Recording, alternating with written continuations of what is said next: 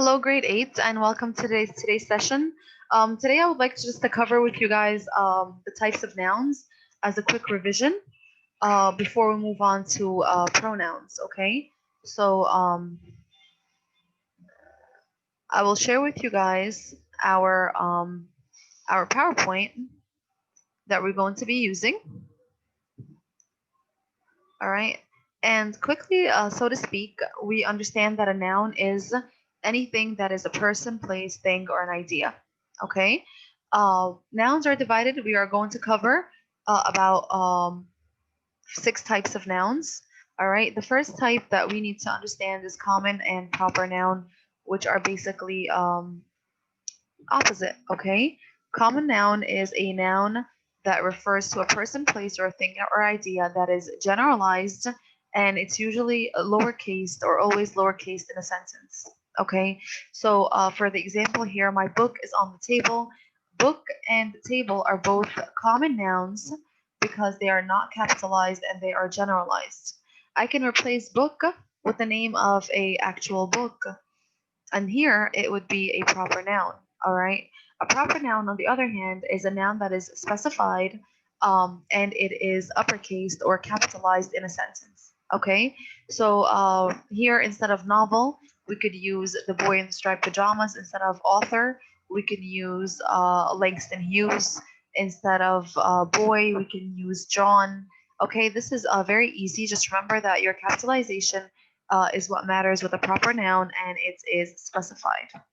Okay. The next kind of noun that we need to go over is the compound noun. And a compound noun is a noun that is made up of 2 or more words. Okay. We have 3 types of compound nouns. Some are which are hyphenated. Okay. When you write them, you need to insert a hyphen between them. All right. And a hyphen is this dash that we see between words. For example, the word mother in law. Okay. This is a compound noun because it's made up of 3 separate words. Um, However, it's still one word, but just consisting of 3 separate words. And those 3 separate words are hyphenated. That means that this dash is inserted between them, which is called a hyphen. All right. Um, Another hyphenated words are words that usually start with well or self, like self-confidence. Okay, so if we look at the word self-confidence, again, this is a compound noun and it's considered hyphenated because, again, the hyphen is inserted between the word self and confidence. Another type of compound noun, we have the separated. All right, separated means that when we write them, we leave a space between them. And you guys, your names are the perfect example of a separated compound noun because we would write, for example, Yasmin, space, and then my last name would be El Gayar. Okay, so again, Yasmin El Gayor, and then here there's a space in the middle. Another example would be the name of your novel. Okay, The Boy in the Striped Pajamas. Again, this is a noun. It's a name of a novel, okay, and it's consisting of more than one word, but however, we need to insert spaces between them. The final type of a compound noun is one that is a one word. All right, and we see these a lot when we discuss words that we use in everyday, like for example, when we say sunlight. Okay, if you look at the word sunlight, again, it is a one word because we don't leave any spaces between them. We don't even insert a hyphen. But again, we see the word sun and light. All right. If you guys also look at the word football,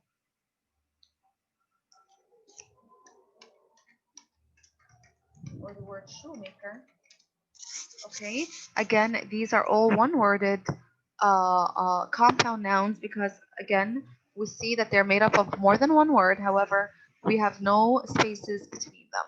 Okay, so again, these are called compound nouns, and there are 3 types: hyphenated, separated, and one word. Moving on to the next types between concrete and abstract. When you have a noun that is concrete, think of a noun that is able to be perceived. You're able to, perceive it with one of the senses. All right. You're able to maybe see it. You're able to touch it physically. All right. Something that is tangible. or you're able to taste it or see it or smell it. All right. For example, here we have the word popcorn and music. These are words that we can perceive with the senses. However, abstract nouns are more of emotions and feelings and ideas, all right, that cannot be physically touched. All right. Here we can say she wept in sorrow over the loss of her dog. Sorrow and the loss are abstract nouns because sorrow is a feeling of pain. All right, it's not something that we can tangibly or physically touch. All right, it's more of an emotion. All right, I want you to also think of words like feelings like happiness, sadness, your feeling of hunger, hate, the concept of beauty. All right, the idea of confidence, patriotism, humor, religions. Okay, they're all abstract because they are ideas and feelings that cannot be touched. All right. Your final type is the collective noun, and the collective noun is a noun that is referring to a group or a collection of people rather than just a that are considered a unit. Okay, and it's usually singular. All right. So here, when I say the crowd sounds like a herd of elephants, the crowd here is a collective noun. Okay, because again, if you think of a crowd, you're not thinking of one individual. You're thinking of a group of people. Okay. Same as staff. All right, we've discussed before. Staff is referring to people that everyone that works in an institution is considered a staff member. So staff here is again collective because it is you're grouping everyone that works in an organization under the word staff. Even when I say work in your group, a group is not you by yourself. It's everyone that is involved with you. We've also mentioned the word bundle, the word batch, jury. Okay. We also mentioned if you have a collection. All right. Herd, flock, pride. These are words related to a group of animals, a swarm, a batch, if I haven't mentioned it.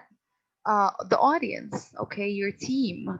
All of these are collective nouns because even the word family, okay, when you think of it, you think of a group of people behind it. Okay, so this is just the basic review for nouns in case you need it for grammar. And I'll be making another one for pronouns that can help you with your grammar revision.